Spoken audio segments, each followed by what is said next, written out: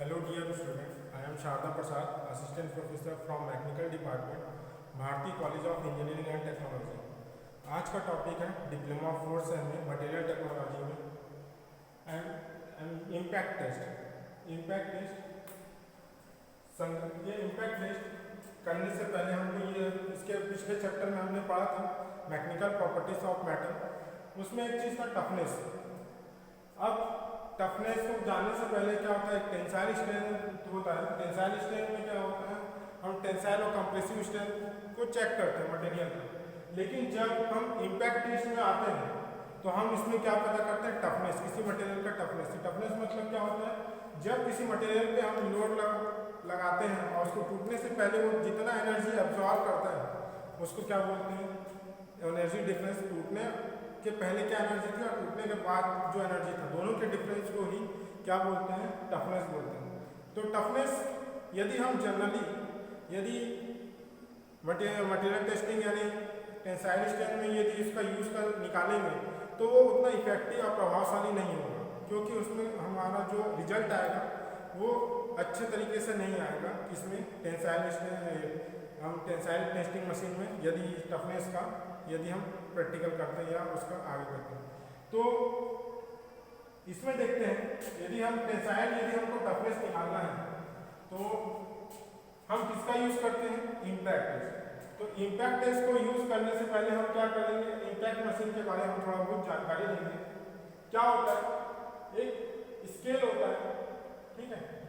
Scale में क्या होता है, रीडिंग होती है हमारी, एक पॉइंटर होता है और एक बेस होता है। बेस की एक पूरा बॉडी रहेगा, बॉडी में क्या आता है, एक रॉड आता है, हैंडल, ये हैंडल है।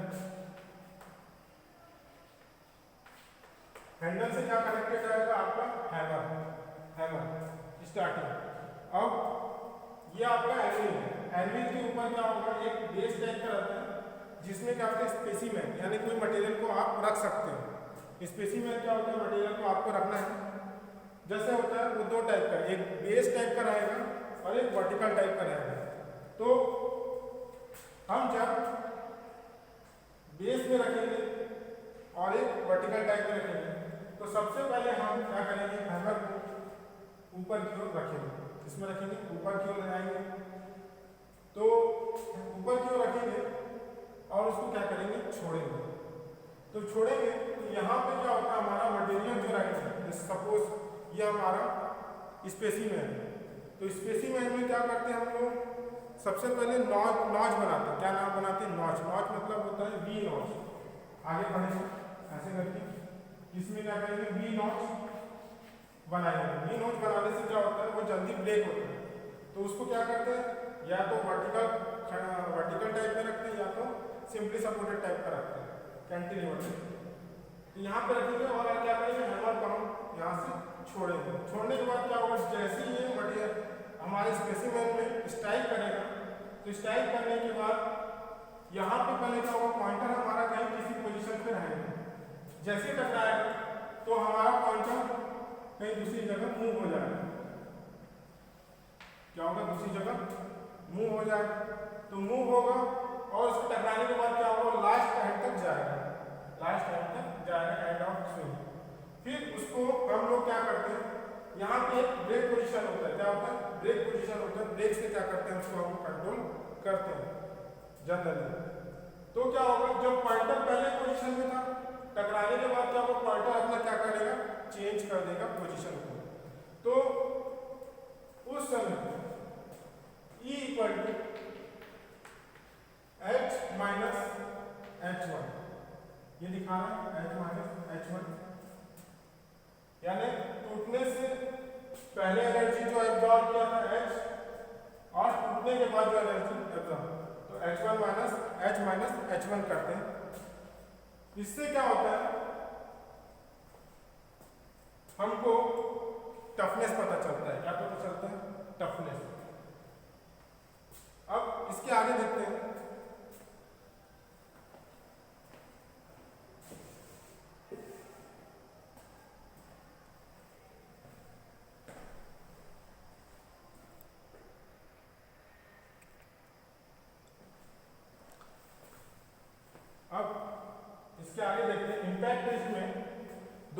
तीन टेस्ट होते हैं इसके, एक होता है चार्पी इम्पैक्ट टेस्ट और सेकंड होता है आइजोड इम्पैक्ट टेस्ट। इसको करने से पहले क्या होता है, स्पेसिमेन को वी नोच में कन्वर्ट किया जाता है, इसमें कन्वर्ट किया जाता है वी नोच, ये होता है वी नोच।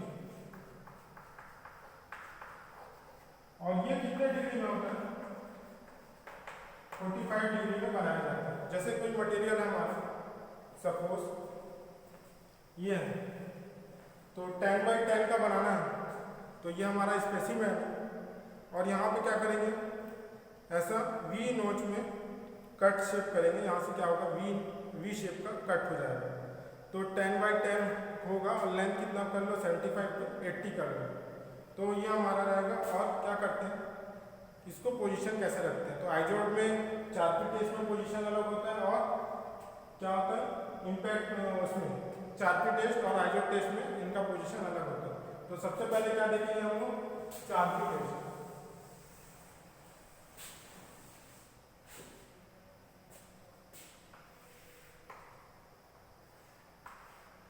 चार्पी टेस्ट में ये हमारा स्पेसिमेन है,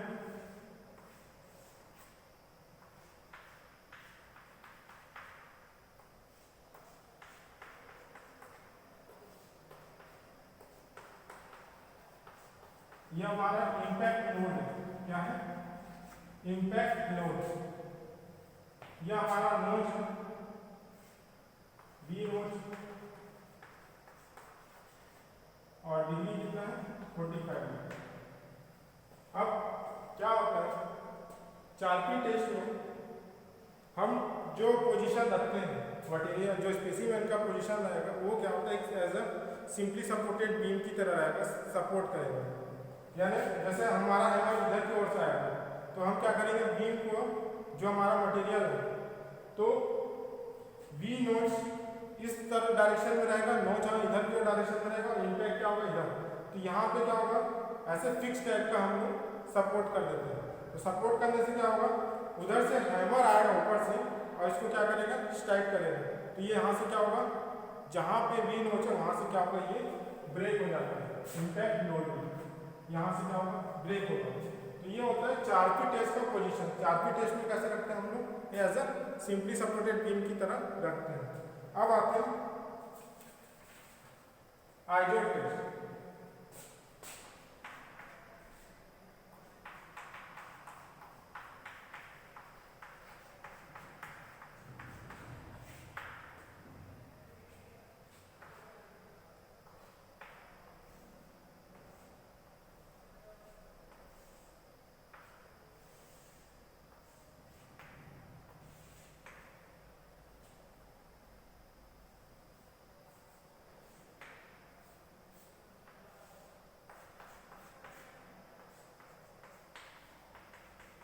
ये फिक्स पार्ट है और ये फ्री पार्ट है और यहाँ पे लगेगा हमारा इम्पैक्ट लोड, यहाँ पे लगेगा ये हमारा इम्पैक्ट लोड। तो आइजोड टेस्ट में भी सेम उसी की तरह है, बस इसमें पोजीशन क्या करते हैं हम लोग, चेंज कर देते हैं। पहले पोजीशन क्या होता है चार्पी टेस्ट में, एज ए सिंपली सपोर्टेड, लेकिन चार्पी टेस्ट में और आइजोड टेस्ट में क्या होता है, एज ए कैंटिलीवर होता है। तो कैंटिलीवर मतलब क्या होता है, वन एंड आपका फिक्स रहेगा नीचे और दूसरा क्या होगा, फ्री होगा जैसे। तो ये आपका फिक्स हुआ। अब इम्पैक्ट लोड क्या होगा, किस डायरेक्शन में लगेगा, जिस तरफ नोच है, नोच यानी आपका हैमर उधर से आएगा और इससे क्या करेगा, स्ट्राइक करेगा और यहाँ से हम क्या होगा, ब्रेक हो जाएगा। उससे क्या पता चलेगा हमको, टफनेस पता चलेगा इसका। तो ये होता है आइजोड टेस्ट। अब दोनों में क्या डिफरेंस है, चार्पी टेस्ट में इम्पैक्ट लोड लग रहा था वो वी नोच के जस्ट अपोजिट लग रहा था, देखिएगा यहाँ पे क्या लग रहा है, वी नोच के जस्ट अपोजिट। लेकिन आइजोड टेस्ट में क्या होता है, जो इम्पैक्ट होता है वो किस तरफ लगता है, वी नोच की तरफ लगता है। तो इस तरीके से हम दो टेस्ट पता करते हैं, आइजोड एंड चार्पी टेस्ट, और इसकी सहायता से क्या निकाल सकते हैं हम लोग, टफनेस फाइंड कर सकते हैं, चिमड़पन बोलते हैं हिंदी में, और यानी इम्पैक्ट टेस्ट कर सकते हैं। ये हमारा इम्पैक्ट टेस्ट है। अब इसी के आगे पढ़ते हैं डिस्ट्रक्टिव और नॉन डिस्ट्रक्टिव।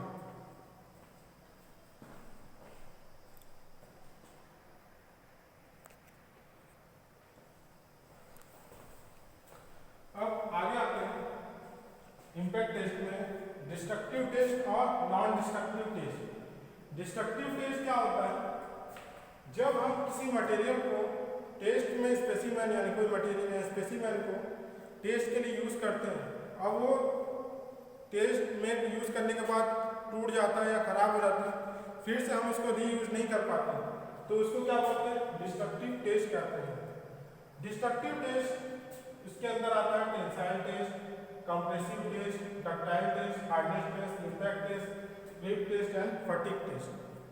तो इम्पैक्ट टेस्ट में आपने देखा था कि आइजोड और चार्पी टेस्ट करते हैं, तो आइजोड और चार्पी टेस्ट करने से क्या होता है? हमारा जो स्पेसिमेन होता है वो क्या होता है? ब्रेक हो जाता है, अपने को टफनेस पता चलता है। तो जो मटेरियल स्पेसिमेन हमने यूज़ किया था, हम उसको क्या करते हैं? फिर से रीयूज नहीं कर पाते हैं। वैसे हार्डनेस टेस्ट में क्या होगा? आपने हार्डनेस के सरफेस पे क्या लिया, लेकिन वो सरफेस क्या होगा?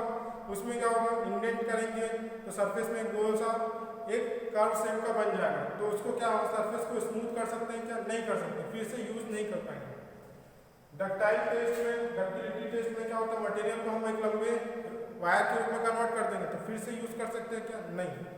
फटीग में भी वही है कि बार बार किसी मटेरियल को किसी पॉइंट से टूटने से क्या होता है? टूट जाता है, फिर हम उसको यूज नहीं कर पाते। ये सब टेस्ट किसके अंदर आते हैं? डिस्ट्रक्टिव टेस्ट के अंदर आते हैं। अब क्या होता है? नॉन डिस्ट्रक्टिव टेस्ट में क्या होता है? अल्ट्रासोनिक टेस्ट आते हैं, रेडियोग्राफी टेस्ट आता है, एडी करंट टेस्ट और मैग्नेटिक पार्टिकल टेस्ट होता है। तो अल्ट्रासोनिक टेस्ट में क्या होता है? हम किसी इसमें सबसे पहले चीज होता है नॉन डिस्ट्रक्टिव में कि हम कोई जो मटेरियल स्पेसिमेन यूज करते हैं, यदि उसको हम फिर से यूज कर सकते हैं, इसमें वो क्या होता है? नष्ट नहीं, यानी ब्रेक या नष्ट नहीं होता है। इसी के अंदर क्या होता है? जैसे अल्ट्रासोनिक टेस्ट या एक्सरे करते हैं, तो हम क्या करते हैं? जो स्पेसिमेन यूज कर रहे हैं, तो उसका यूज हम क्या करते हैं? कहीं ब्रेक या क्रैक हुआ है कि नहीं वो पता कर सकते हैं, लेकिन उसका फिर से हम यूज कर सकते हैं उस मशीन का या उस स्पेसिमेन का। तो वो सब किसमें आते हैं? Eddy current test, magnetic particle, ultrasonic, radiography test, ये सब इसके अंदर आते हैं। अब क्या होता है? दोनों का एडवांटेज क्या है? सबसे main advantage non destructive test में, इसमें सबसे पहला है कि इसे मटेरियल आपका जो स्पेसिमेन है वो कभी नष्ट नहीं होता, ये उसको क्या करते हैं? हम पुनः फिर से रीयूज कर सकते हैं। और इसकी अपेक्षा इसमें क्या होता है? कम खर्चा होता है हमारा। जो इसमें क्या होगा? एक बार मटेरियल टूट जाएगा तो हम उसको क्या करेंगे? फिर से यूज नहीं कर सकते, लेकिन इसमें क्या होगा? फिर से यूज कर सकते हैं। तो ये कम खर्चीला होता है, इकोनॉमिकल है, और इसका उपयोग बहुत सारे इंडस्ट्री और ये सब में यूज़ होता है। रेडियोग्राफी टेस्ट, अल्ट्रासोनिक टेस्ट करते हैं कहाँ? जैसे कि हम कहीं वेल्डिंग करते हैं तो वहाँ पे क्या करना रहता है? हमको क्रैक पता करना रहता है, तो रेडियोग्राफी टेस्ट करते हैं या अल्ट्रासोनिक टेस्ट करके हम क्या करते हैं? क्रैक को पता करते हैं कि वहाँ पे क्रैक या एयर बबल्स या पोरस तो नहीं है, ये सब चेक करते हैं किसमें? नॉन डिस्ट्रक्टिव टेस्ट में। इसका ज़्यादा इम्प्लीमेंट क्वालिटी डिपार्टमेंट में ही हम करते हैं। Thank you.